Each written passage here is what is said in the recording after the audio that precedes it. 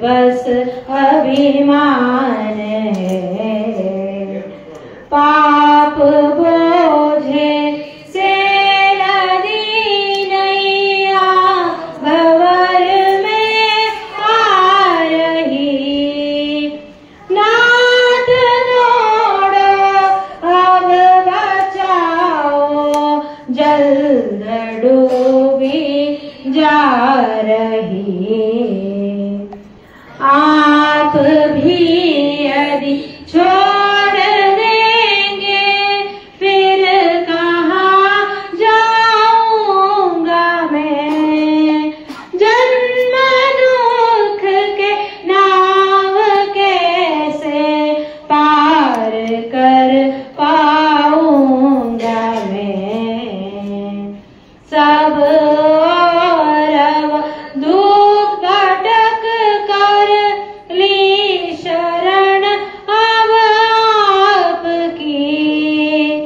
पार करना या न करना दोनों मर्जी आपकी। हे मेरे गुरुदेव करुणा सिंधु करुणा कीजिए।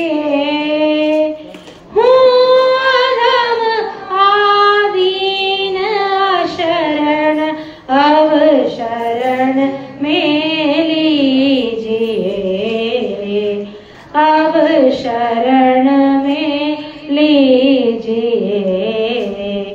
अब शरण में लीजिए। ಧನ್ಯವಾದಗಳು. ಶ್ರೀರಾಮ ಸಮರ್ಥ. ಗುರು ಬ್ರಹ್ಮ ಗುರುರ್ವಿಷ್ಣು ಗುರುರ್ದೇವೋ ಮಹೇಶ್ವರ ಗುರು ಸಾಕ್ಷಾತ್ ಪರಬ್ರಹ್ಮ ತಸ್ಮೈ ಶ್ರೀ ಗುರವೇ ನಮಃ. ಶ್ರೀರಾಮ ಸಮರ್ಥ.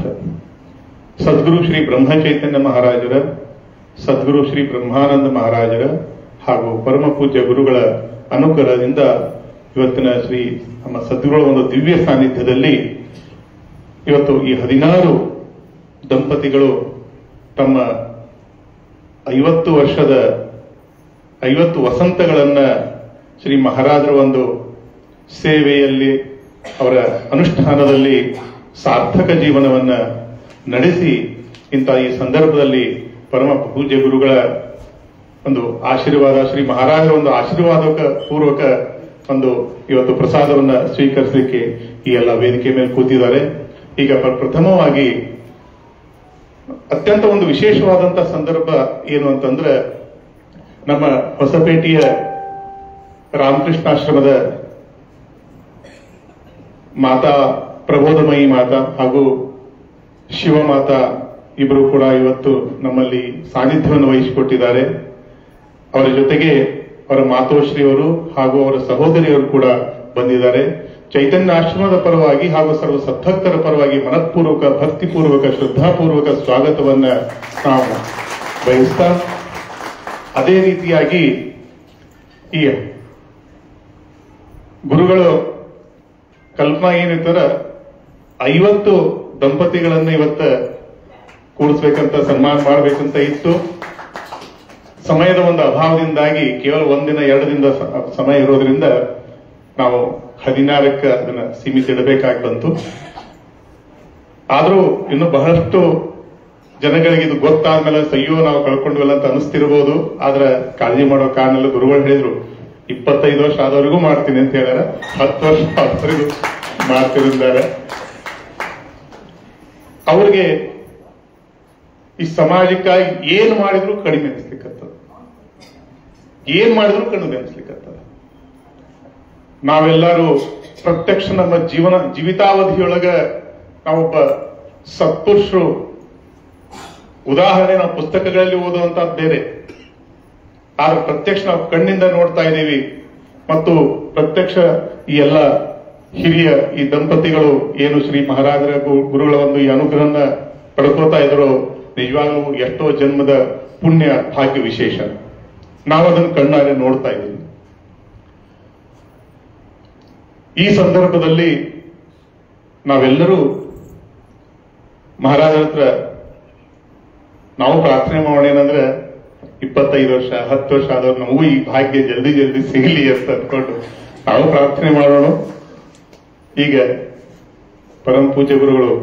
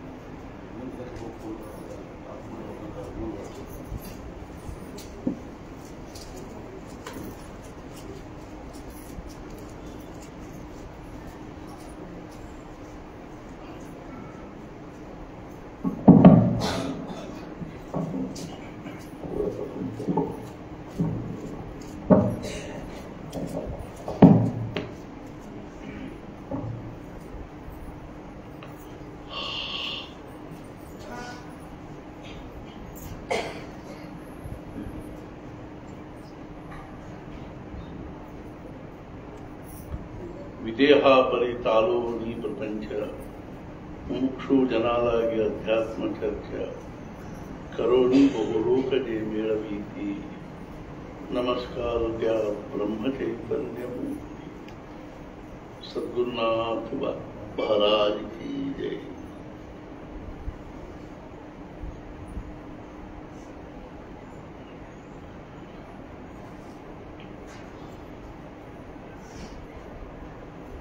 ನಮ್ಮ ಭಾರತೀಯ ಸಂಸ್ಕೃತಿಯಲ್ಲಿ ನಾನು ತಿರುಗಿ ಮುರುಗಿ ಪ್ರತಿಯೊಂದು ಕಡೆಗೂ ಭಾರತೀಯ ಸಂಸ್ಕೃತಿ ಅಂತ ಯಾಕೆ ಹೇಳ್ತೀನಿ ಅಂದರೆ, ನಾವೆಲ್ಲರೂ ಭಾರತದಲ್ಲಿ ಹುಟ್ಟೀವಿ, ಆ ಸಂಸ್ಕೃತಿಯಲ್ಲಿ ಹುಟ್ಟೀವಿ ಮತ್ತು ಆ ಒಂದು ಪರಂಪರೆಯಲ್ಲಿ ಹುಟ್ಟೀವಿ.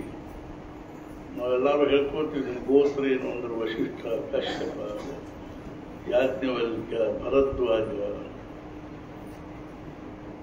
ಯಾರ ನಮ್ಮ ಮೂರು ಪುರುಷ ಏನಿದ್ರು ಅಂದ್ರೆ ಕಶ್ಯಪರಿದ್ದರು, ವಶಿಷ್ಠರಿದ್ದರು, ಯಾಜ್ಞವಲ್ಕ್ಯರಿದ್ದರು, ಭರದ್ವಾಜರಿದ್ದರು, ವಿಶ್ವಾಮಿತ್ರರಿದ್ದರು, ಅತ್ರಿ ಮುನಿಗಳಿದ್ದರು.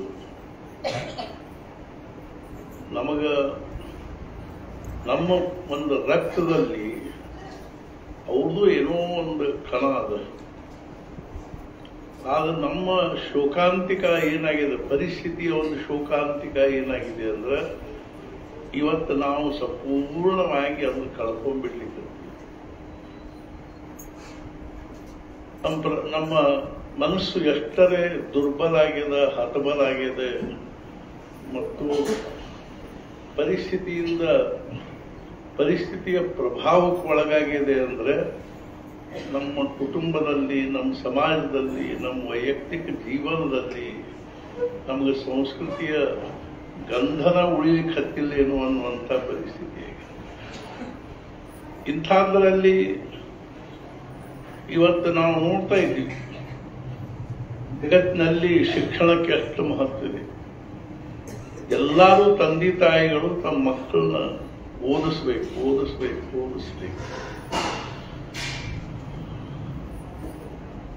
ಆದ್ರೆ ನಾವು ಎಷ್ಟು ಓದುವಲ್ವೇ. ಅದೇ ರೀತಿಯಾಗಿ ನನ್ನೊಬ್ರು ಕೇಳಿದ್ರು, ಶಿಕ್ಷಣಕ್ಕೆ ಇಷ್ಟ್ಯಾಕೆ ಮಹತ್ವ ಬಂದದ? ವಿಶ್ವವ್ಯಾಪಿ ಈ ವೈಜ್ಞಾನಿಕ ಶಿಕ್ಷಣಕ್ಕೆ ಇಷ್ಟ್ಯಾಕೆ ಮಹತ್ವ ಬಂದಿದೆ? ನಾ ಹೇಳಿದೆ, ಇಡೀ ಪ್ರಪಂಚದ ಒಂದು ಮೆಂಟ್ಯಾಲಿಟಿ ಏನಾಗಿದೆ ಅಂದ್ರೆ ವಸ್ತುಗಳೇ ನಮಗೆ ಸುಖದ ಸಾಧನೆ ಅಂತಾಗ. ವಸ್ತು ಬಿಟ್ಟು ನಮಗೆ ಸುಖ ಇಲ್ಲ. ಆದರೆ ಮನುಷ್ಯನ ಒಂದು ಸುಖ ಅನ್ನುವಂಥ ಸಮಾಧಾನ, ಶಾಂತಿ, ಸುಖ, ಆನಂದ, ತೃಪ್ತಿ ಅಂತ ಏನೋ ಅವ್ಯಾವೂ ಈ ವಸ್ತುಗಳಲ್ಲಿ ಇಲ್ಲೇ ಇಲ್ಲ. ಇಲ್ಲದೇ ಇರುವಲ್ಲೇ ನಾವು ಏನ್ ಮಾಡ್ಲಿಕ್ಕತ್ತೀವಿ, ಅವನ್ನೆಲ್ಲ ಕಲ್ಪನಾ ಮಾಡಿಕೊಂಡು ಅದಕ್ಕನುಸರಿಸಿಕೊಂಡು ನಾವು ನಮ್ಮ ಜೀವನದ ಒಂದು ರೂಪರೇಷೆಯನ್ನು ನಿರ್ಮಾಣ ಮಾಡಿಕೊಳ್ತಾ ಇದ್ದೀವಿ. ಅದಕ್ಕಾಗಿ ನಾವು ಈ ಭೌತಿಕ ವೈಜ್ಞಾನಿಕ ಶಿಕ್ಷಣಕ್ಕೆ ಇಷ್ಟೊಂದು ಮಹತ್ವ ಕೊಡ್ತಾ ಇದ್ದೀವಿ. ಯಾಕೆಂದ್ರೆ ಇಡೀ ನಮ್ದೆಲ್ಲರದು ಮನಸ್ಥಿತಿ ಏನಾಗಿದೆ ಅಂದ್ರೆ ವಸ್ತುಗಳು ಬೇಕು ನಮ್ಮ ಸುತ್ತಲೂ. ಆದ್ರೆ ನಮ್ಮ ಭಾರತೀಯ ಸಂಸ್ಕೃತಿಯ ಆದರ್ಶ ಅಲ್ಲ. ನಿನ್ನ ಪ್ರವಚನ ಹೇಳಿದೆ ಅಲ್ಲ, ಅರ್ಜುನ್ ಕೃಷ್ಣನ್ ಕೇಳ್ತಾನ, ಕೃಷ್ಣ ನಿನ್ನ ಈ ಸಂಪೂರ್ಣ 18 ಅಧ್ಯಾಯ ಭಗವದ್ಗೀತೆಯ ದೃಷ್ಟಿಯಿಂದ ಮತ್ತು ನಿನ್ನ ದೃಷ್ಟಿಯಿಂದ ಆದರ್ಶ ಪುರುಷನ ಲಕ್ಷಣೆ. ಅವ ಕೃಷ್ಣ ಹೇಳ್ತಾನ, ಒಂದ ಶಬ್ದದಾಗ ಹೇಳ್ತಾನ, ಆತ್ಮನ್ನೇವಾತ್ಮನ ತುಷ್ಟ. ಇವು ನನ್ನ ಆದರ್ಶ ಪುರುಷ. ನೀವು ಸ್ಥಿತಪ್ರಜ್ಞನ್ರಿ, ಬ್ರಹ್ಮನಿಷ್ಠನ್ರಿ, ಆತ್ಮಜ್ಞಾನಿ ಅನ್ರಿ, ಬ್ರಹ್ಮಜ್ಞಾನಿ ಅನ್ರಿ, ಏನ ಅನ್ವಾಡ್ರಿ. ನಾನು ಮಾತಾಡ್ಕೋತ ಇಲ್ಲ ಹುಡುಗರು ಹೊಸಪೇಟೆಗೆ ಬಂದಾಗ ಇಲ್ಲೇ ಮಾತಾಡ್ಕೋತ ಹೇಳಿದ್ರು, ಇದಕ್ಕೆ ಸಂಡೋದಿ ಇದು ಕುಕ್ಕು ಸೂಡಿ ಬಂದಾಗ ನಾ ಹೇಳಿದೆ, ನಾವು ಕನಿಷ್ಠ ಅದನ್ನು ಧ್ಯೇಯವನ್ನಾದರೂ ಇಟ್ಕೊಂಡು ಅದರ ಕಡೆಗೆ ಹೋಗ್ಲಿಕ್ಕೆ ಪ್ರಯತ್ನ ಮಾಡಬೇಕು. ನಿನ್ನ ಜೀವನ ಧ್ಯೇಯ ಏನಪ್ಪಾ ಅಂತ ನಾವು ಸ್ಪಷ್ಟವಾಗಿ ಹೇಳಲಿಕ್ಕೆ ಬರಬೇಕಲ್ಲ. ಏನು ಅಂದ್ರೆ ನನಗೆ ಭಗವಂತನ ದರ್ಶನ ಆಗಬೇಕು, ನನಗೆ ಸಮಾಧಾನ ಬೇಕು. ನಾವು ಸಮಾಧಾನದ ಶೋಧದ ಕಡೆಗೆ ಇಲ್ಲೇ ಇಲ್ರಿ, ವಸ್ತುಗಳ ಶೋಧಕ್ಕೆ ಬೆಲ್ಲ. ಹೊಸ ಹೊಸ ವಸ್ತುಗಳನ್ನು ಅನ್ವೇಷಣೆ ಮಾಡಿ ಸುಖಾನುಕೂಲತೆಯ ವಸ್ತುಗಳನ್ನು ನಿರ್ಮಾಣ ಮಾಡಿಕೊಂಡು ಅದನ್ನು ಸುಖವಾಗಿರ್ಬೇಕು ಅನ್ನೋ ಕಲ್ಪನೆ ನಡೆದನೇ ಹೊರತು ನಾನು ಸಮಾಧಾನದೇ ಇರಬೇಕಪ್ಪ. ಒಂದು ಲಕ್ಷಗಟ್ಟಲೆ ಹೋಗಲಿ, ಲಕ್ಷಗಟ್ಟಲೆ ಬರಲಿ, ನನ್ನ ಸಮಾಧಾನ ಭಂಗ ಆಗಬಾರ್ದು. ಇದು ಆದರ್ಶ ಪುರುಷನ ಲಕ್ಷಣ. ನನ್ನ ಸಮಾಧಾನ ನನ್ನೊಳಗನೇ ಅದೇ. ನಾನು ನನ್ನ ಸಮಾಧಾನಕ್ಕಾಗಿ ಹೊರಗಿನ ವಸ್ತು, ವ್ಯಕ್ತಿ, ಪರಿಸ್ಥಿತಿಯನ್ನ ಆಶ್ರಯಿಸೋದಿಲ್ಲ, ಅವಲಂಬಿಸೋದಿಲ್ಲ. ಇದು ನಮ್ದೇನಾಗಬೇಕು ಅಂತ ಧ್ಯೇಯ. ಅಖಂಡ ಸಮಾಧಾನ म्हणजे ಮೂರ್ತಿಮಂತ ಬ್ರಹ್ಮಜ್ಞಾನ ಅಂತ ಹೇಳ್ತಾರೆ. ಏಕನಾಥ ಮಹಾರಾಜರು ಯಾವ ಯೂನಿವರ್ಸಿಟಿಯಲ್ಲಿ ಯಾವ ಡಿಗ್ರಿ ಮಾಡಿಕೊಂಡಿದ್ರು, ಅವರಿಗೆ ಶಾಂತಿ ಬ್ರಹ್ಮ ಅಂತಿದ್ರು. ಅವ್ರ ಶಾಂತಿ ಸಮಾಧಾನ ಭಂಗ ಮಾಡ್ಲಿಕ್ಕೆ ಪೈಠಣದಲ್ಲಿ ಒಂದೇನಿತ್ತು ಅಂದ್ರೆ ಒಂದು ಸಮಿತಿನ ಇತ್ತು, ಏಕನಾಥ ಸಮಾಧಾನ ಭಂಗ ಸಮಿತಿ. ಅದ್ರೊಳಗೆ ಎಲ್ಲ ಚಾಂಡಾಲ್ ಚೌಕಡಿ ಅಂತ ಅಂಥವ್ರ ಸೇರಿ ದಿನಾ ಒಂದು ಉಪದ್ವ್ಯಾಪ ಮಾಡಿ ಅದ್ರ ತಮ್ಮ ಶಾಂತಿ ಎಂದು ಕಳ್ಕೊಂಡು.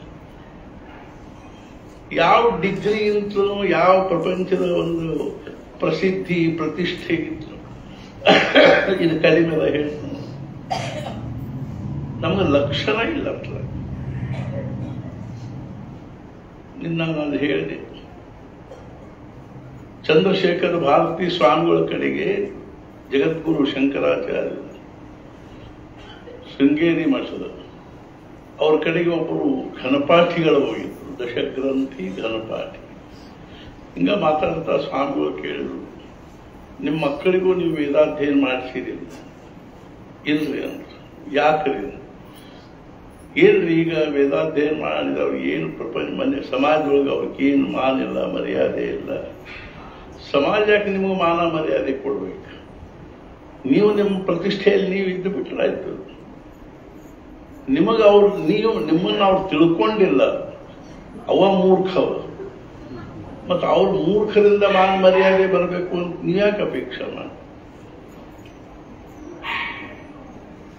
ಒಬ್ಬ ಅಮೇರಿಕಾದ ಇಂಜಿನಿಯರ್ ಇದ್ದಾನ, ಒಬ್ಬ ಡಾಕ್ಟರ್ ಇದ್ದಾನ, ಅದು ಇದು. ಮತ್ತು ನೀವ್ಯಾಕೆ ಇದನ್ನೆಲ್ಲ ಓದಿದ್ರಿ? ಅವಾಗ ನಮಗೆ ಹಂಗೆ ಹಿರಿಯರು ಹೇಳಿದ್ರು, ದೊಡ್ಡವ್ರು ಹೇಳಿದ್ರು. ನೀವು ಹಿರಿಯರು ಹೇಳ್ಬೇಕು ಅವ್ರಿಗೆ, ಅವ್ರು ಕೇಳುವುದಿಲ್ಲ ಅಂತ. ಹೊರಗಿನ ಒಂದು ಪರಿಸ್ಥಿತಿಯಿಂದ ಎಷ್ಟರ ಪ್ರಭಾವಿತ ಆಗಿರ್ತಾರಂದ್ರೆ, ಎಷ್ಟೋ ಮಂದಿ ಅನ್ನೋದು ನಾವು ಕೇಳಿವಿ. ಅವ್ನಿಗೆ ಸಾಲಿ ಹತ್ತಲಿಲ್ರಿ, ಅದಕ್ಕೆ ಪಾಠಶಾಲಕ್ಕೆ ಹಾಕಿದ್ವಿ. ಇದು ಪಾಠಶಾಲೆ ನಾನು ಸರಳ ಅಂತ ತಿಳ್ಕೊಂಡ್ರಿ. ಮೊನ್ನೊಬ್ಬರು ಕೂಡ್ಲಿಯಲ್ಲಿ 90 ದಿವಸ ಪ್ರತಿ ದಿವಸ 7 ತಾಸಿನಂತೆ ಋಗ್ವೇದದ ಘನಾಂತವನ್ನು ಪಾಠ ಮಾಡಿದ್ರು. ಅವ್ರು ಎಲ್ಲಿ ಜಗದ್ಗುರು 10 ಲಕ್ಷ ರೂಪಾಯಿ ಅವ್ರಿಗೆ ಸಂಭಾವನೆ ಕೊಟ್ಟು ಸನ್ಮಾನ ಮಾಡಿ. ಪುಣೆದಲ್ಲಿ ಒಬ್ಬರು ಮಾಡಿದ್ರು. ಎಲ್ಲೋ ರಾಜ್ಯಕ್ಕೆ ಒಬ್ಬರು ಇಬ್ಬರು ಸಿಗೋದು ಕಠಿಣ ಆಗಿದೆ. ಹಂಗ ಘನಾಂತರ ಅಭ್ಯಾಸ ಮಾಡಿದವರು ಹಿಂದೆ ಮನೆಗಳಲ್ಲಿ ಇರ್ತಿದ್ರು. ಮಾತಾಡ್ತಾ ಮಾತಾಡ್ತಾ ಅವ್ರು ಅಂದ್ರು, ನಮ್ಮ ಪೂರ್ವಜರು ಬಹಳ ಸುಖವಾಗಿ ಸಮಾಧಾನದ ಇದ್ದರೆ ಸುಖವಾಗಿದ್ರು. ನಮ್ಮ ಅಜ್ಜ ಮುತ್ತಜ್ಜರು ಎಷ್ಟು ಅಗದಿ ಆರಾಮಿದ್ರು. ನೀವು ಯಾಕಿಲ್ಲ? ಏನ್ರಿ ನಮ್ಮ ಪ್ರಪಂಚ 108 ನಮಗೆ ಚಿಂತೆ ಕಾಳಜಿ ಅದು. ಮತ್ತು ಅವ್ರಿಗೂ ಪ್ರಪಂಚ ಇದ್ದ ಇತ್ತು. ಮತ್ತು ಅವ್ರಿಗೆ ಅವ್ರು ಇಷ್ಟ ಆಗಿ ನಿಮಗಿಂತ ಎಷ್ಟು ಸಾಮಾನ್ಯ ಪರಿಸ್ಥಿತಿ ಹೋಗಿದ್ರು. ಒಂದು ಸಾಲದ ಮಣ್ಣಿನ ಮನೆ ಇರ್ತಿತ್ತು. ಅದ್ರೊಳಗೆ ಅವ್ರ ಬಟ್ಟಿ ಬರೀ ಒಂದು ದಪ್ಪನ ದೋತ್ರ ದಪ್ಪನ ಒಂದು ಅಂಗಿ ಹಾಕೊಂಡು 10 ಮೈಲ್ ನೋಡೋ ಊರಿಗೆ ಹೋಗ್ತಿದ್ರು. ಮನೆಯೊಳಗೆ ಎಂದೂ ಅವ್ರ ಮನೆ ಸೋಫಾ ಸೆಟ್ಸು ಅವು ಇವು ಇರ್ತಿದ್ರು. ಚಾಪಿ ಮೇಲೆ ಮಲ್ಕೋತಿದ್ರು. ಚಾಪಿ ಬಂದವರು ನಮ್ಮ ಮನ್ಯಾಗ ಇದ್ದಿದ್ದಿಲ್ಲ. ನಾವು ಸಣ್ಣವ್ರಿಲ್ಲ, ನಮ್ಮ ಮನ್ಯಾಗ ಕುರ್ಚಿ ಇಲ್ಲ, ಟೇಬಲ್ ಇಲ್ಲ. ನಾವು ಬಂದವರೆಲ್ಲ ಚಾಪಿ ಮೇಲೆ ನಾವು ಒಂದು ಗುಡಾರ ಹಾಸ್ಕೊಂಡು ಅಷ್ಟೂರು ಮಲ್ಕೋದು. ಒಂದ್ ಕಡೆ ನಮ್ಮ ತಂದೆ, ಒಂದ್ ಕಡೆ ನಮ್ಮ ತಾಯಿ, ನಡಕ್ ನಾವೆಲ್ಲ ಮಕ್ಕಳು. ಕೋಲ್ಯಾಗ ಮಲ್ಕೊಳ್ಳೋ ಪದ್ಧತಿ ನಮ್ಗೆ ಗೊತ್ತೇ ಇಲ್ರಿ ಸಣ್ಣವ್ರಿದ್ದಾಗ. ಈಗ BHK 2 BHK 3 BHK ಎಷ್ಟರ ಕೃತಕ ಜೀವನ ಇದು. ಮತ್ತು ಅವರು ಇಷ್ಟು ಸಾಮಾನ್ಯ ಜೀವನ. ಅವ್ರ ಆದರ್ಶ ಇರ್ತದೆ. They make poverty fashionable. ಅವ್ರ ಬಡತನವನ್ನು ಭೂಷಣ ಅಂತ ತಿಳ್ಕೊಂಡ್ರು. ಇವತ್ತು ನಾವು ಬ್ರಾಹ್ಮಣರಾಗಲಿ, ಇವತ್ತು ನಾವೆಲ್ಲರೂ ಯಾರೂ ಖರೆಲ್ಲ ಬ್ರಾಹ್ಮಣರಾಗಿ ಉಳಿದೇ ಇಲ್ಲ. ಮತ್ತೇನಾಗಿವೆ ಅಂದ್ರೆ ವೈಶ್ಯರಾಗಿವೆ. ಎಲ್ಲರೂ ದುಡ್ಡು ಗಳಿಸೋದು. ಬ್ರಾಹ್ಮಣೋ ಕೃಚ್ಛ್ರಾಯ ತಪಸ್ಸೆ. ಬ್ರಾಹ್ಮಣರ ಶರೀರ ಇರೋ ತಪಶ್ಚರ್ಯ ಮಾಡೋದಕ್ಕಾಗಿ ಹೊರತು ದುಡ್ಡುಗಳು ಗಳಿಸಿ ಬ್ಯಾಂಕಿನಾಗ ಎಫ್ಡಿ ಒಗಿಲಿಕ್ಕಲ್ಲ. ಕಸ್ಮಿಂಶ್ಚಿತ್ ಗ್ರಾಮೆ ಏಕಃ ದರಿದ್ರ ಬ್ರಾಹ್ಮಣ ಆಸೀತ್ ಅಂತ ಕಥೆ ಶುರುವಾಗಿ. ಒಂದು ಊರಿನಲ್ಲಿ ಒಬ್ಬ ದರಿದ್ರ ಬ್ರಾಹ್ಮಣರಿದ್ದನು. ಹಿಂದಿನ ಕಾಲದ ಯಾವ ಕಥೆ ಒಳಗೂ ಕಶ್ಚಿತ್ ಶ್ರೀಮಂತ ಬ್ರಾಹ್ಮಣ ಆಸೀತ್ ಅಂತಿಲ್ಲ ಇಲ್ಲ. ಶ್ರೀಮಂತಿಕೆ ಬ್ರಾಹ್ಮಣನಿಗೆ ಶೋಭಿಸುವಂತಹದ್ದಲ್ಲ. ಬಡತನನ ಬ್ರಾಹ್ಮಣರ ಭೂಷಣ. ಆದರೂ ನಾವು ಮನಸ್ಸಲ್ಲೇ ಶ್ರೀಮಂತರಿದ್ದೀವಿ. ಅರ್ಥಾತ್ ಏನು ಅಂದ್ರೆ ನಾವು ಮನಸ್ಸಲ್ಲೇ ಶ್ರೀಮಂತರ. ಅವಾಗ ಅವ್ರು ಹೇಳಿದ್ರು, ಮತ್ತು ಅವ್ರಿಗೆ ನಿಮಗೆ ವ್ಯತ್ಯಾಸ ಇದೆ. ಸ್ವಾಮಿಯವರು ಹೇಳಿದ್ರು, ಅವ್ರು ನಮ್ಗೆ ಗೊತ್ತಿಲ್ರಿ ಅವರು. ಆ ಸ್ವಾಮಿಗಳು ಹೇಳಿದ್ರು, ಅವರಲ್ಲೇ ಧರ್ಮ ಇತ್ತು, ನಿಮ್ಮಲ್ಲಿ ಇಲ್ಲ. ನಿಮ್ಮ ಅಜ್ಜ ಮುತ್ತದ್ರಲ್ಲಿ ಧರ್ಮ ಕರ್ಮ ಅರ್ಥಾತ್ ಏನು ಅಂದ್ರೆ ಭಕ್ತಿ ಭಜನೆ ಪೂಜೆ ಪುನಸ್ಕಾರ ಅಗ್ನಿ ಮನೆಯೊಳಗೇನು ಬ್ರಹ್ಮಯಜ್ಞ ವೈಶ್ವದೇವ ನೈವೇದ್ಯ ಪೂಜೆ ಪಾಠ ಆಗ್ತಿದ್ದು. ನಿಮ್ಮಲ್ಲಿ ಅದ್ರದ್ದು ಏನು ಗಂಧನ ಇಲ್ಲ. ನಾನು ನಿನ್ನಲ್ಲಿ ಹೇಳಿದೆ, ನಮ್ಮ ಮನೆಗಳಲ್ಲಿ ಯಾವ ಮನೆ ನಮ್ಮ ಅಪ್ಪ ಅಮ್ಮ ನಮ್ಮ ಸರ್ವ ಕಟ್ಟಿ ಸಿಟ್ಟು ಹೋಗ್ಯಾರೋ ಆ ಮನೆಯಾಗ ನಮಗೆ ಶ್ರಾದ್ದ ಮಾಡುವ ಸಹಿತ ನಮ್ದು ಮನಸ್ಥಿತಿ ಇಲ್ಲ. ನಾ ಎಲ್ಲೋ ಹೋಗಿ ಯಾರ್ದೋ ಮಠದಾಗ ಇಲ್ಲದ 2,000 ರೂಪಾಯಿ ಕೊಟ್ಟು ಶ್ರಾದ್ದ ಮಾಡ್ಕೊಂಡ್ ಬಂದ್ಬಿಡ್ತೀವಿ. ಪದ್ಧತಿ ಏನ್ರಿ ಇದು ನಮ್ಮ. ಇವತ್ತು ಧರ್ಮ ಏನದ ನಮ್ಮ ಜೀವನದಲ್ಲಿ ಬರೆದು ಹೊರತು ನಮಗೆ ಶಾಂತಿ ಸಮಾಧಾನ ಆಗಲಿ. ನಮ್ಮ ಜೀವನದಲ್ಲಿ ಅಧ್ಯಾತ್ಮ ಬರೆದು ಹೊರತು ಶಾಂತಿ ಸಮಾಧಾನ ಇಲ್ಲ. ನಮ್ಮ ಜೀವನದಲ್ಲಿ ತ್ಯಾಗ ಬರೆದು ಹೊರತು ಶಾಂತಿ ಸಮಾಧಾನ ಇಲ್ಲ. ನಾವು ಚರ್ಪಡಿಸ್ತಿರ್ಬೇಕು. ಏನ್ ನಿಮಿತ್ತ ಮಾಡಿಕೊಂಡು ನಾನು 10 ಮಂದಿಗೆ ಊಟಕ್ಕೆ ಹಾಕಿದೆ ಅಂತ ಚರ್ಪಡಿಸ್ತೀನಿ.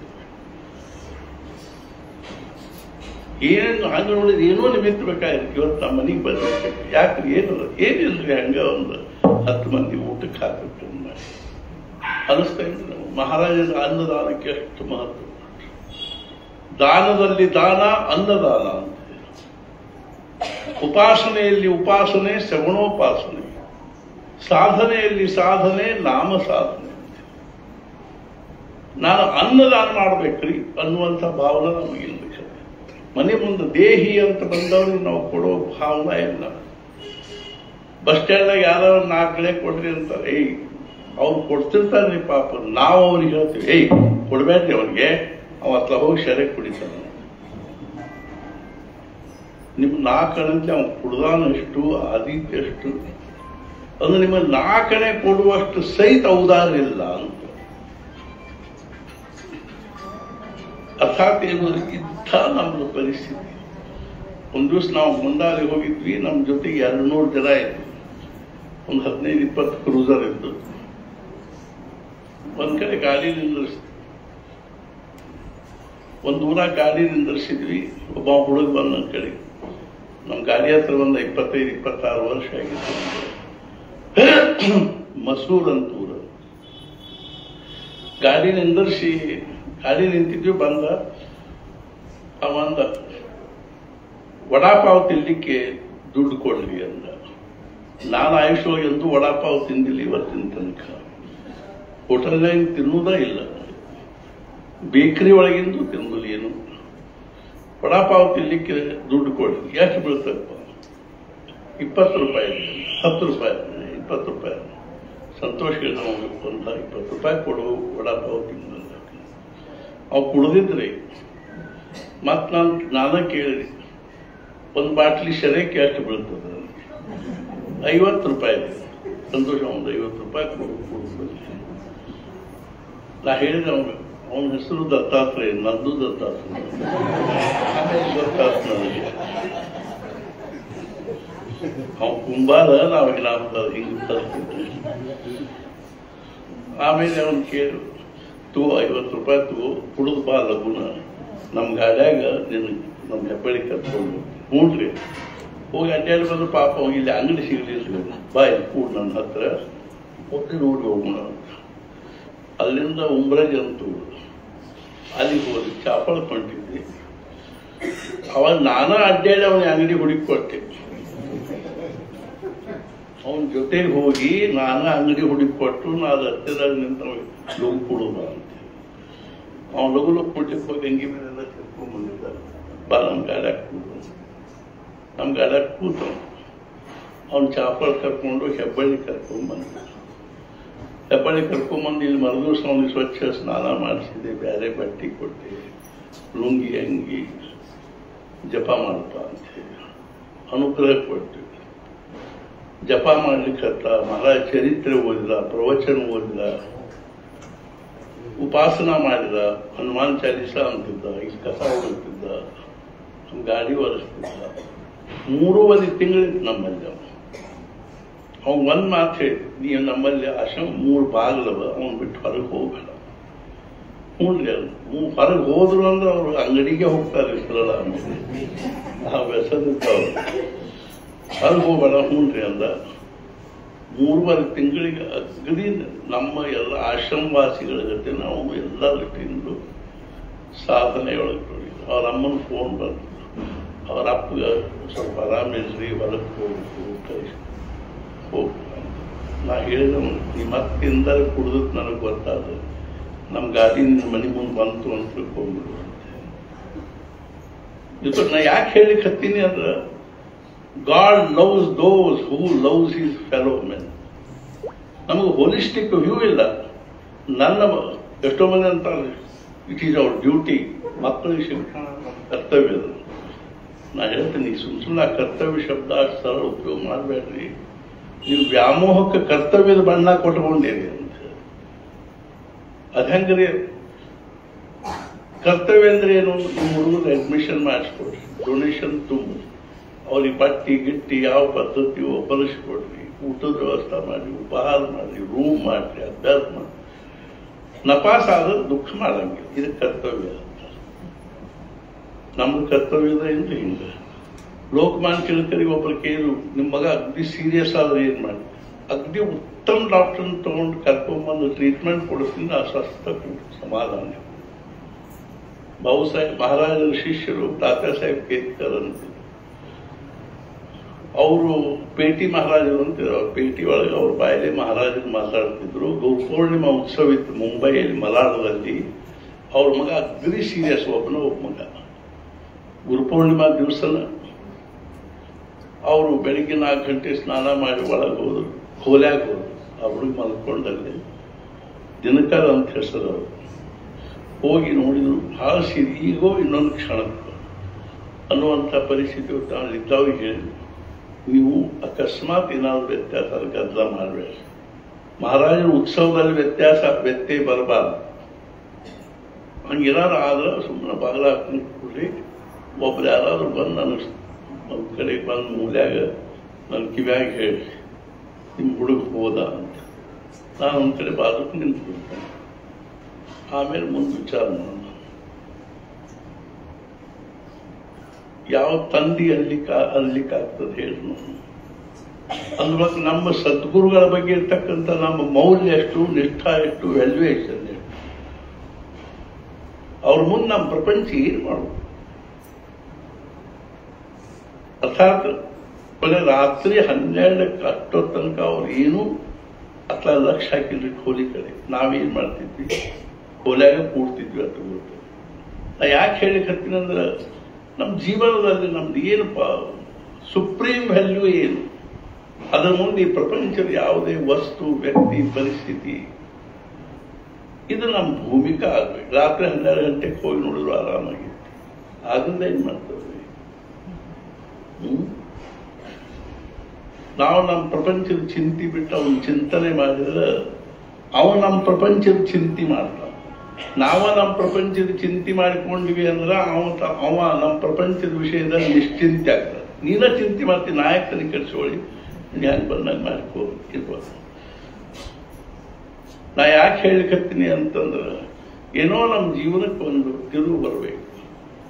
ಆ ತಿರುವು ಬರಲಿಕ್ಕೆ ನಮ್ಮ ಜೀವನದಲ್ಲಿ ಏನಾದರೂ ಒಂದು ಸ್ವಲ್ಪ ತ್ಯಾಗದ ಭೂಮಿಕಾ ಇರಬೇಕು. ಸತ್ಸಂಗದ ನಿನ್ನ ಅಲ್ಲಿ ಬರೀ ಇದನ್ನ ಹೇಳಿ ನಮಗೆ ಸತ್ಸಂಗದ ಕಳಕಳಿ ಮುಖ್ಯ ಕಾರಣ ಏನಂದ್ರೆ ಸತ್ಸಂಗದ ಅಭಾವ ಕಾರಣ.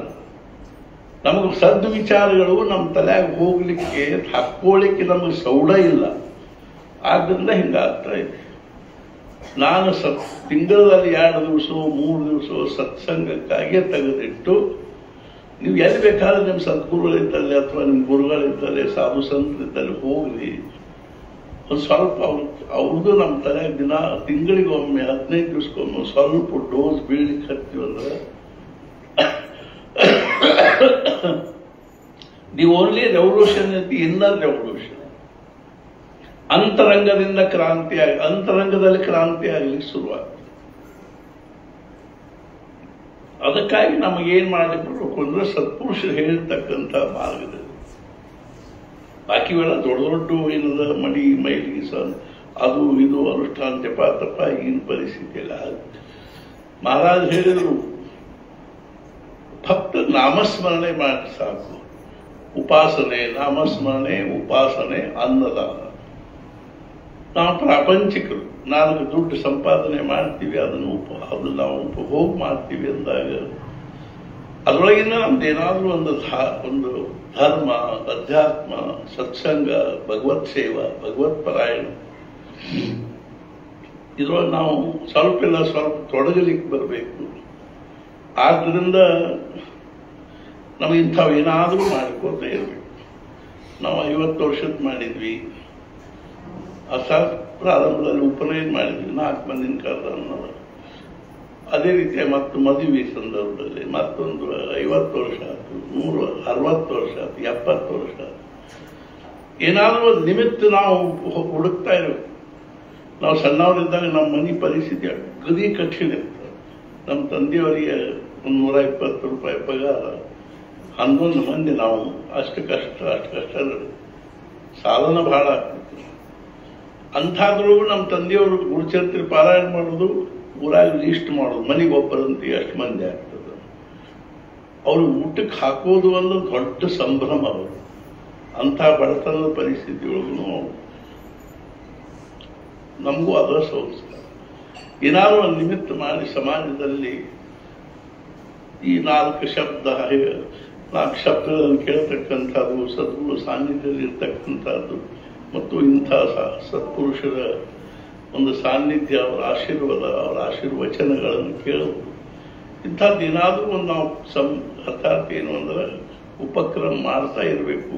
ಅದಕ್ಕೆ ನಾವು ಆಶ್ರಮ ಅನ್ನೋ ಭಾವನಾದಿಂದ ಸಹಜವಾಗಿ ನನಗೇನು ಬಂತು ಅಂದ್ರೆ, ಈಗ ನಾವು 50 ವರ್ಷ ಅದು ವೈವಾಹಿಕ ಜೀವನವನ್ನ ಒಂದು 50 ವರ್ಷದ್ದು ವಿನೋದದ ಪ್ರಸಂಗ ಹೇಳ್ತೀನಿ. ಹಂಗಾದ್ರೂ ಒಳ್ಳೇದನ ಅಲ್ಲ. ನಾವೊಂದು 50 ವರ್ಷದಕ್ಕೆ ಇದಕ್ಕೆ ಹೋಗಿದ್ವಿ ಎನ್ವರ್ಸರಿಗೆ. ಅವ್ ಗಂಡ ಹೊರಗೆ ಕೂತಿದ್ರು, ಹೆಂಡತಿ ಒಳಗಿದ್ರು. ಗಂಡ ಮಿತ್ರರ ಜೊತೆ ಮಾತಾಡ್ಕೊತ ಕೂತಿದ್ರು. ಹೆಂಡತಿ ಒಳಗೆ ಹೆಣ್ಮಕ್ಳಿಗೆ ಒಳಗೆ ಸರ್ಕಾರ ಕುಂಕುಮ ಹಚ್ಚೋದು, ಅವ್ರಿಗೆ ಏನು ಚೆನ್ನಾಗಿ ಹಾಕೋದು. ಅವ್ರ ಮಿತ್ರೊಬ್ರು ಕೇಳು, ಅಲ್ಲೋ ನೀನು 50 ವರ್ಷ ವೈವಾಹಿಕ ಜೀವನ ಹೆಂಗ್ ಕಳದಿ ಅಂತ. ಹಂಗೇನು ಎಲ್ಲರೂ ಮಾಡ್ಬೇಕಂತಲ್ಲ, ಆದ್ರೆ ಸ್ವಲ್ಪ ಆಗ್ಬೇಕು, ಪದ್ಧತಿ ಆಗ್ಬೇಕು. ಅವಾಗ ಅವ್ರು ಹೇಳಿದ್ರು, ಈಗ ಹೆಂಗ ನೋಡ್ಲಿಕ್ಕೆ ಹತ್ತಿಲ್ಲ ಹಂಗ ಅಂದ್ರೆ ಹೆಂಗದು. ಆಕೆ ಒಳಗಿದ್ದಾಗ ನಾ ಹೊರಗೆ ಕೂಡ್ತೀನಿ, ನಾ ಒಳಗೆ ಹೋದ್ರೆ ಆಕೆ ಹೊರಗೆ ಬಂದು ಎಷ್ಟು ಚಂದ ನೋಡ್ರಿ, ಬಡ ಗಾಜಿ ಇಲ್ಲ, ಗಲಾಟೆ ಇಲ್ಲ. ಆಕೆ ಹೊರಗೆ ಬರ್ಲಿಕ್ಕೆ ಹತ್ಕೊಂಡು ನಾನು ಒಳಗೆ ಹೋಗಿ ಕೂಡ್ತೀನಿ. ಆಕೆ ಇಲ್ಲಿ ಬಂದು ಕೂಡ್ತಾಳ, ನಾ ಇಲ್ಲಿ ಬಂದು ಕೂತಿಲ್ಲ, ಆಕೆ ಒಳಗೆ ಹೋಗ್ತಾಳ. ಹಿಂಗ ಒಂದು 15-20 ವರ್ಷ ಹಿಂಗ ನಡೆದ ಭಾಳ ಚಲೋ. ಆಮೇಲೆ ಅವ್ನು ಕರೀಲ್ಲ, ನಿಮ್ಮ ಮನೆಯವ್ರನ್ನ ಕರೀತೀರಿ, ಡಾರ್ಲಿಂಗ್ ಅಂತ ಬರೋದು. ಎಲ್ಲರಿಗೂ ಎಷ್ಟು ಆಶ್ಚರ್ಯ ಆಯ್ತು. ಅವಾಗ ಅವರು ಏನು ಪ್ರೇಮಪ್ಪ ನಂದು, 50 ವರ್ಷ ಆತ್ ಮದುವೆ ಮಾಡ್ಕೊಂಡು. ಅವ್ರು ಎಲ್ಲಿ ಪ್ರೇಮ ರೀ, ಆಕಿ ಹೆಸರು ನೆನಪಾಗುವಂತ ಇಲ್ಲ.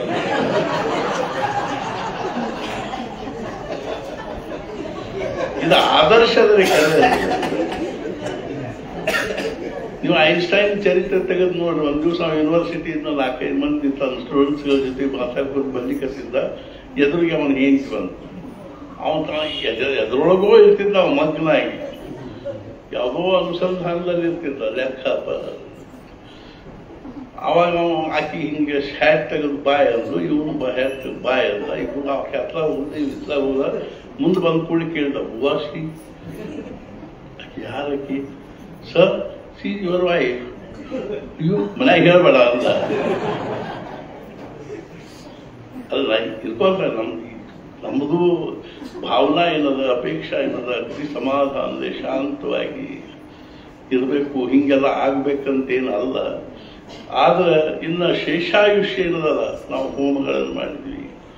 ಈವರೆಗೂ ಆಗಿರ್ತಕ್ಕಂಥ ನಮ್ಮ ಜೀವನದೊಳಗಿನ ತಪ್ಪು ಒಪ್ಪುಗಳೆಲ್ಲ ಮಹಾರಾಜರ ಅನುಗ್ರಹದಿಂದ ಶಾಂತ ಅದು ಅಂತ ತಿಳ್ಕೊಂಡು, ಅದಕ್ಕೆ ಶಾಂತಿ ಅಂತ. ಶಾಂತ ಅದು ಅಂತ ತಿಳ್ಕೊಂಡು ಇನ್ನು ಉಳಿದಿರೋ ಶೇಷಾಯುಷ್ಯವನ್ನು ದೀರ್ಘಾಯುಷ್ಯ ಪ್ರಾಪ್ತ ಆಗಲಿ ಅನ್ನೋದೇ ಮುಖ್ಯವಾಗಿರ್ತಕ್ಕಂಥ ಆಯುಷ್ ಹೋಮದ ಒಂದು ಉದ್ದೇಶ. ನಾವು ಎಲ್ಲರೂ ಅಗ್ನಿ ಕಲ್ಕರಿಂದ ಮಹಾರಾಜರಲ್ಲಿ ಪ್ರಾರ್ಥನೆ ಮಾಡ್ತೀವಿ. ಇದೇ ರೀತಿಯಾಗಿ ಅವರೆಲ್ಲರಿಗೂ ಈ ಸದ್ಯ ಇಲ್ಲಿರ್ತಕ್ಕಂಥ ಎಲ್ಲ ದಂಪತಿಗಳಿಗೆ 16 ಮಂದಿ ಆಯುಷ್ಯ ಸಾರ್ಥಕ ಮಹಾರಾಜರು ಅವರಿಗೆ ದೀರ್ಘಾಯುಷ್ಯವನ್ನು ಕೊಡಲಿ. ಮತ್ತು ಪ್ರಪಂಚದಲ್ಲಿಯೂ ಎಲ್ಲ ದೃಷ್ಟಿಯಿಂದ ಮಕ್ಕಳು ಮೊಮ್ಮಕ್ಕಳು ಎಲ್ಲರೂ ಸುಖವಾಗಿರಲಿ, ಅವರು ಸುಖವಾಗಿರಲಿ.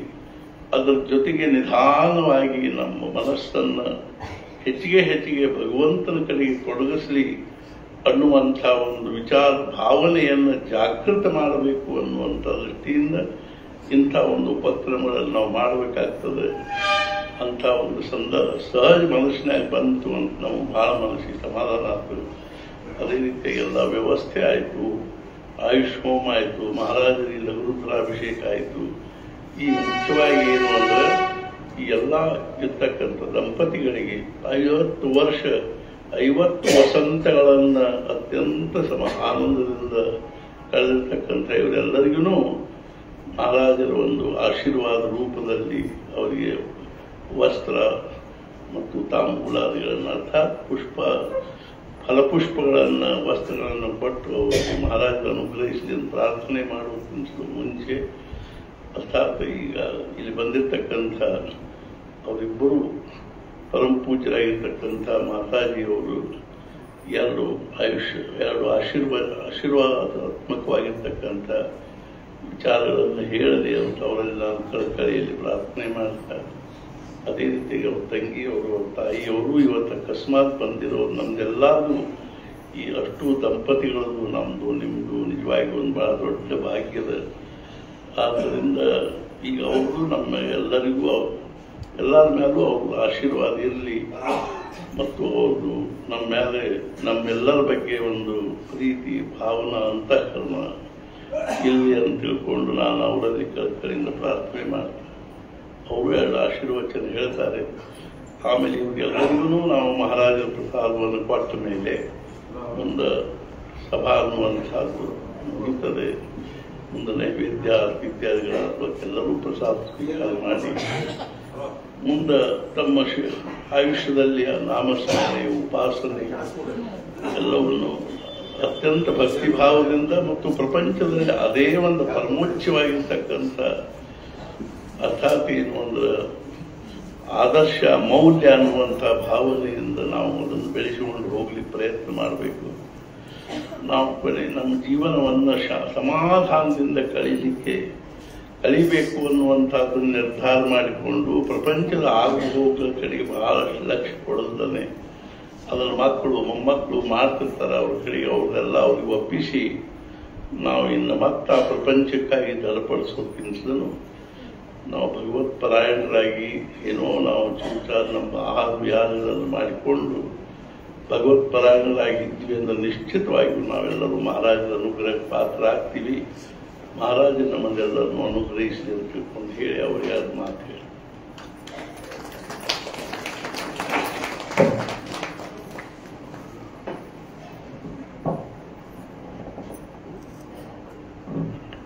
ಓಂ ಶ್ರೀ ಗುರುಭ್ಯೋ ನಮಃ.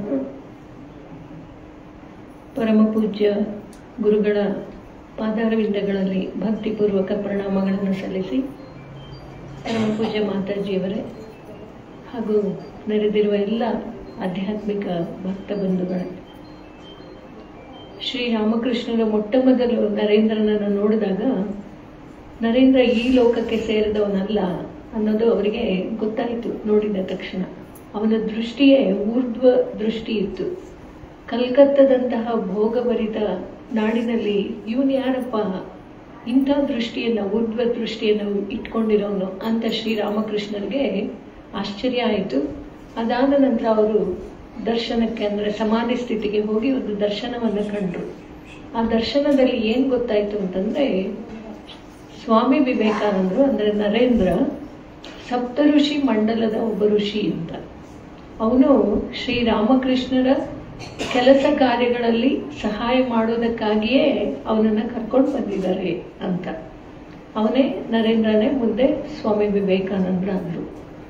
ಹಾಗೆ ಬ್ರಹ್ಮ ಚೈತನ್ಯ ಮಹಾರಾಜರ ಅದ್ಭುತವಾದ ಆಶೀರ್ವಾದದಿಂದ ಅವರೇ ಈಗ ನಮ್ಮ ಮುಂದೆ ಪರಮ ಪೂಜ್ಯ ದತ್ತಾವಧೂತರಾಗಿ ಬಂದಿದ್ದಾರೆ. ಒಂದು ನಾವೆಯನ್ನು ತಗೊಂಡು ಬಂದಿದ್ದಾರೆ, ಹಡಗನ್ನು ತಗೊಂಡು ಬಂದಿದ್ದಾರೆ. ಇದು ರಾಮನಾಮದ ಹಡಗು. ರಾಮನಾಮದ ಅದನ್ನು ನಾವು ತಗೊಂಡ್ರೆ ಸಾಕು, ಹಡಗಿನಲ್ಲಿ ಕೂತ ಹಾಗೆ. ಇನ್ನು ಉಳಿದಿದ್ದೆಲ್ಲ ಅವರು ಹಡಗು ನಡೆಸ್ಕೊಂಡು ಹೋಗಿ ಎಲ್ಲಿಗೆ ಮುಟ್ಟಿಸ್ಬೇಕೋ ಮುಟ್ಟಿಸ್ತಾರೆ. ನಮ್ಮ ಕೆಲಸ ಏನು, ನಿಮ್ಮೆಲ್ಲ ಕೆಲಸ ಏನು ಅಂತಂದರೆ ರಾಮನಾಮವನ್ನು ತಗೊಳ್ಳೋದಷ್ಟೇ, ಅದನ್ನು ಜಪ ಮಾಡ್ಕೊಂಡು ಹೋಗೋದು. ಅದ್ಭುತವಾಗಿ ಹೇಳಿದ್ರು. ಇಷ್ಟು ದಿನ ನಡೆದಂಥ ಜೀವನ ಆಯಿತು, ಇನ್ನು ಮುಂದೆ ನಾವು ನಮ್ಮನ್ನು ಬದಲಾಯಿಸ್ಕೊಳ್ಬೇಕು, ಪರಿವರ್ತನೆ ಆಗಬೇಕು. ಮನಸ್ಸು ಪರಿವರ್ತನೆ ಆದರೆ ಸಾಕಷ್ಟು ಕೆಲಸಗಳಾಗುತ್ತೆ, ನಾವು ಹಡಗು ಹತ್ತಿದ್ದಕ್ಕೂ ಸಾರ್ಥಕವಾದ ಜೀವನ ಆಗುತ್ತೆ ಅನ್ನೋದನ್ನ ಪರಮ ಪೂಜ್ಯರು ಹೇಳಿದ್ರು. ಅವ್ರ ಮುಂದೆ ನಾವೇನು ಮಾತಾಡೋಷ್ಟಿಲ್ಲ, ಆದರೂ ಅವರು ಆಜ್ಞೆ ಮಾಡಿದ್ದಕ್ಕಾಗಿ ಒಂದೆರಡು ಮಾತುಗಳನ್ನು ಹೇಳಿ ನನ್ನ ಮಾತನ್ನು ನಿಲ್ಲಿಸ್ತಾ ಇದ್ದೀನಿ. ಜಯರಾಮಕೃಷ್ಣ.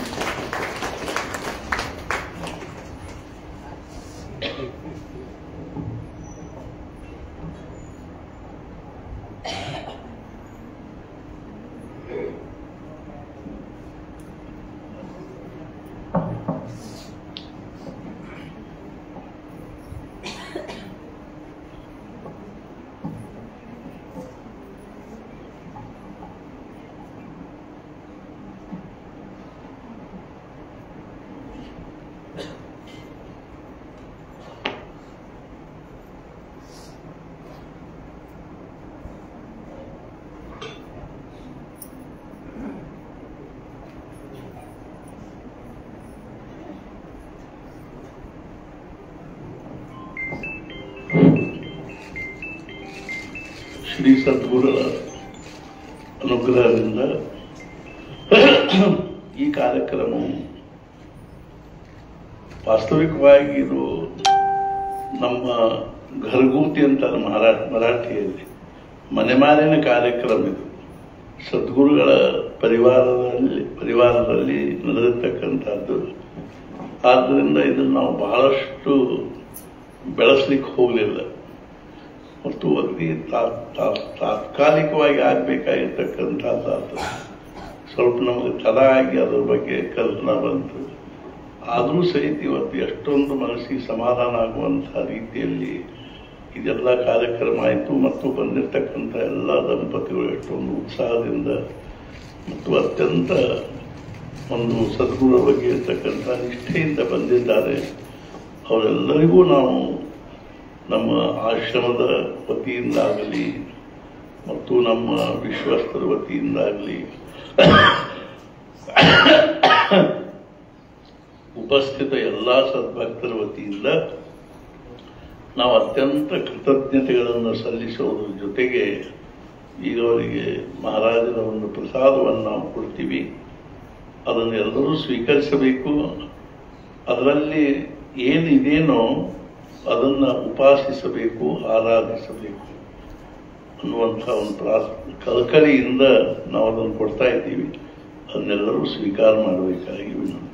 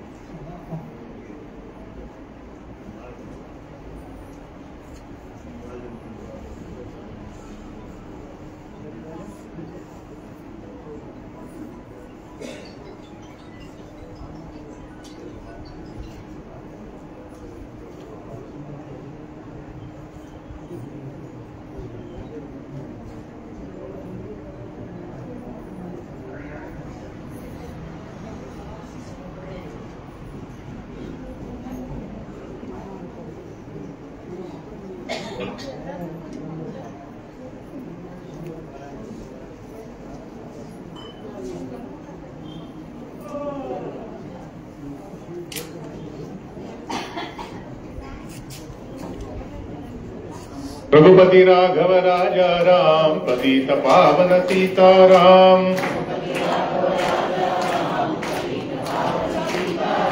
रघुपति राघव राजा राम पतित पावन सीताराम।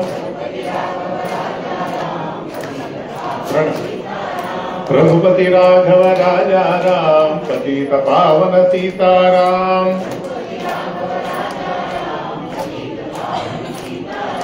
रघुपति राघव राजा राम पतित पावन सीताराम। केळकोडಬೇಕಲ್ಲ. रघुपति राघव राजा राम पतित पावन सीताराम।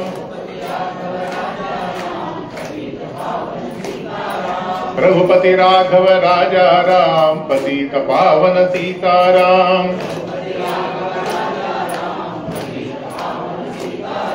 रघुपति राघव राजा राम पतित पावन सीताराम।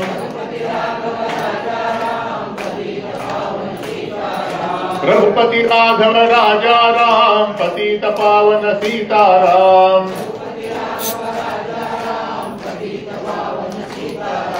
रघुपति राघव राजा राम पतित पावन सीताराम।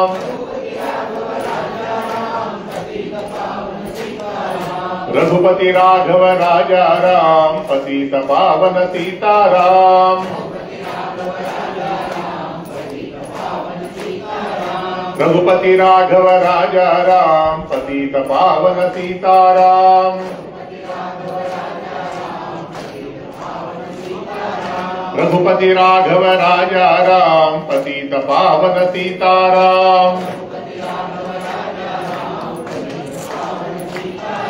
रघुपति राघव राजा राम पतित पावन सीताराम। रघुपति राघव राजा राम पतित पावन सीताराम।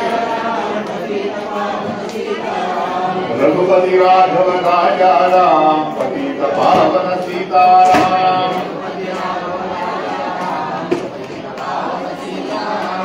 रघुपति राघव राजा राम पतित पावन सीताराम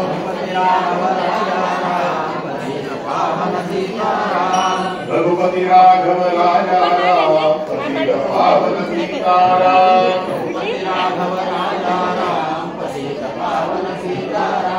रघुपति राघव राजा राम पतित पावन सीताराम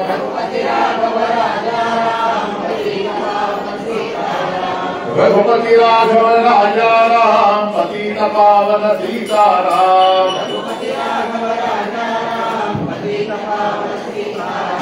रघुपति राघव राजा राम पतित पावन सीताराम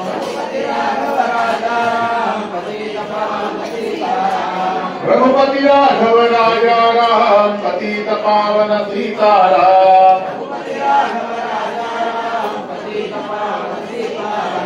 रघुपति राघव राजा राम पतित पावन सीताराम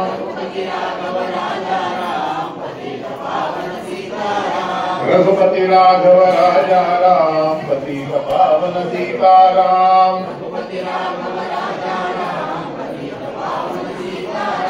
रघुपति राघव राजा राम पतित पावन सीताराम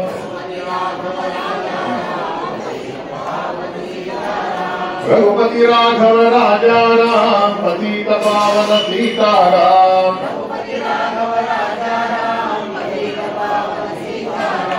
रघुपति राघव राजा राम पतित पावन सीताराम दिलीप रघुपति राघव राजा राम पतित पावन सीताराम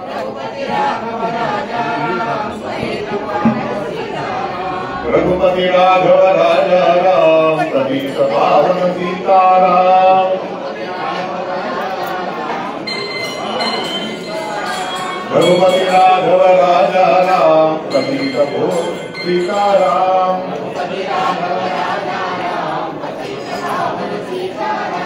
रघुपति राघव राजा राम पतित पावन सीताराम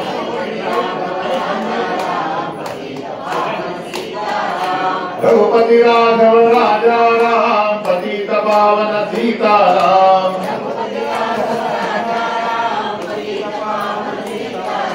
रघुपति राघव राजा राम पतित पावन सीताराम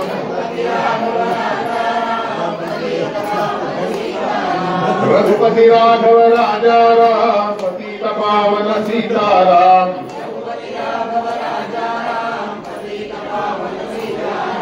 रघुपति राघव राजा राम पतित पावन सीताराम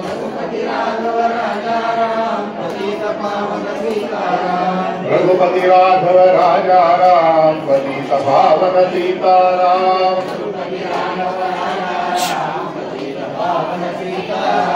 रघुपति राघव राजा राम पतित पावन सीताराम ಗಿರಿಶಣ್ಣ ಈ ಕಡೆ ಬರ್ರಿ रघुपति राघव राजा राम पतित पावन सीताराम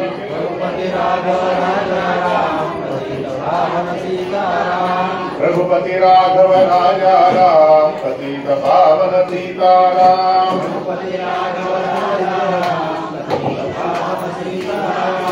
रघुपति राघव राजा राम पतित पावन सीताराम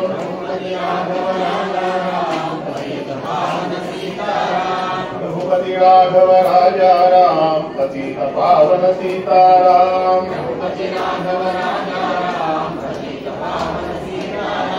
रघुपति राघव राजा राम पतित पावन सीताराम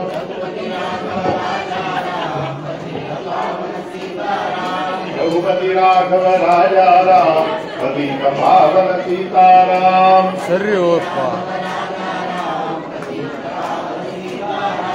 रघुपति राघव राजा राम पतित पावन सीताराम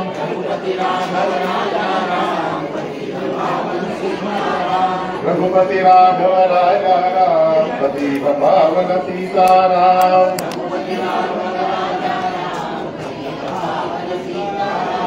रघुपति राघव राजा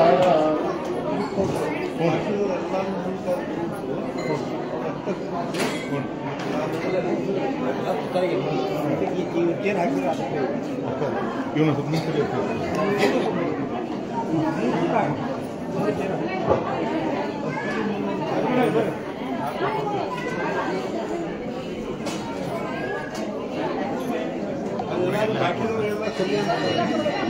ಬಾಕಿದೆಲ್ಲ ಆರ್ತಿ ಹೋಗಿ ಬಾಕಿದೆಲ್ಲ ಆರ್ತಿ ಹೋಗಿ ಇವರು ಆರ್ತಿ ಹೋಗಿ ನಿಲ್ತಾರೆ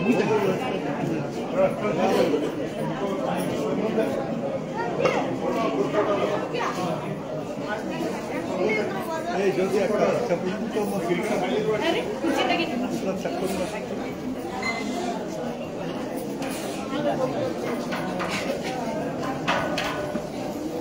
ಎಲ್ಲ ಕೂಡಿಸಿ ಬಾಕಿದವ್ರು ಇಷ್ಟ ಕರೀರಿ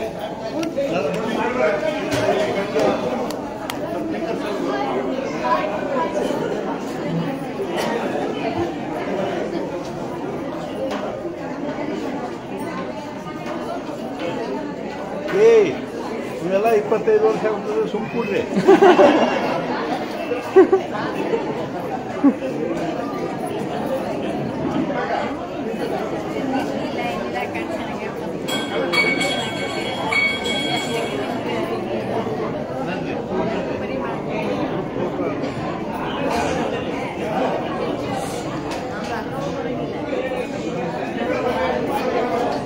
ಮಾಲಿ ಹಾಕೊಳ್ಳಿ ಎಲ್ಲಾರು ಮಾಲಿ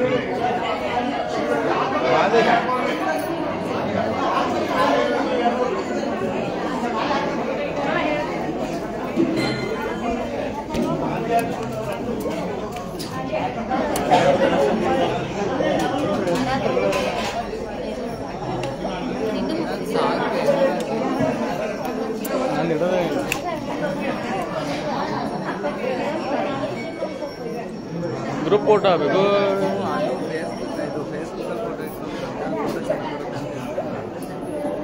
ನನ್ ತಗೋ ನಂದ್ರೆ ಹೊಡಿ ಹೊಡಿ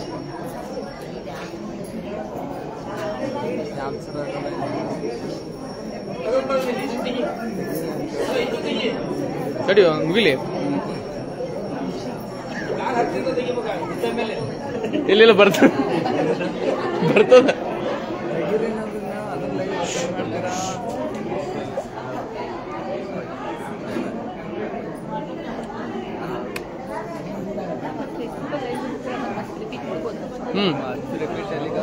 ಆದ್ರೆ ಎಲ್ಲ ಬರೀ ಬೆನ್ನೆ ಕಾಣುತ್ತೆ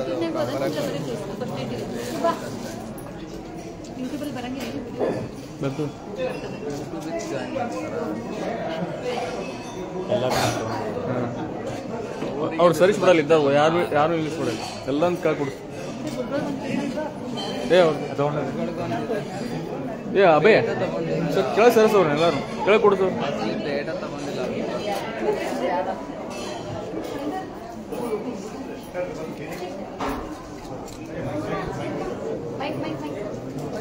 ಅಬೇ ಯಾರು ಇವ್ರಿ ಸರಿಸಿ ಇವ್ರನ್ನ ಸ್ವಲ್ಪ ಸೈಡಿಗೆ ಬರ್ರಿ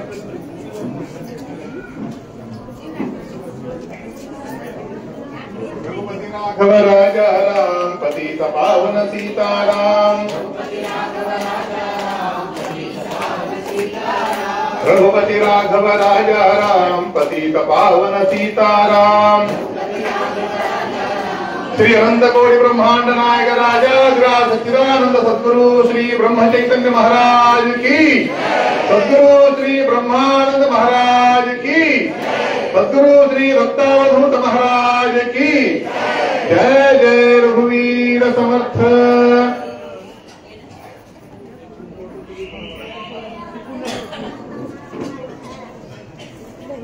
ಎಲ್ಲ ಹಿಂದ ಇನ್ನು ಹಿಂದ ಇನ್ನು ದಿಲೀಪಣ್ಣ ಹಿಂದ ಗಿರ್ಷಾ ಸ್ವಾಮಿ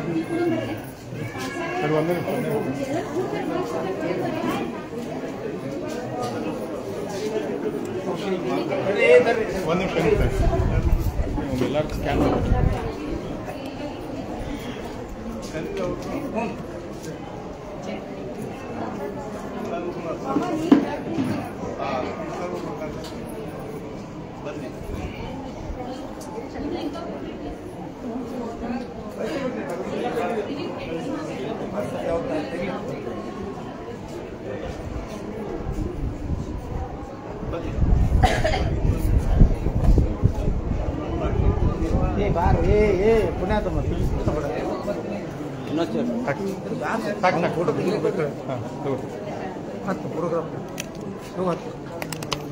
ಯಾರು ಇವ್ರು ಅಣ್ಣ ಸ್ವಲ್ಪ ಸಹಿತ ನಿಂದು ನೀವು ಊರು ಪಟ್ಟ ಎಲ್ಲರೂ ವಿಡಿಯೋ ಮಾಡ್ಕೊಂಡು ಹೋಗೋಣ ಫೋಟೋ ತೆಗೆದ್ರೆ ಬರ್ತಾವೆ ಹೋಗಿ ಪಟ್ಟ ಬಂದು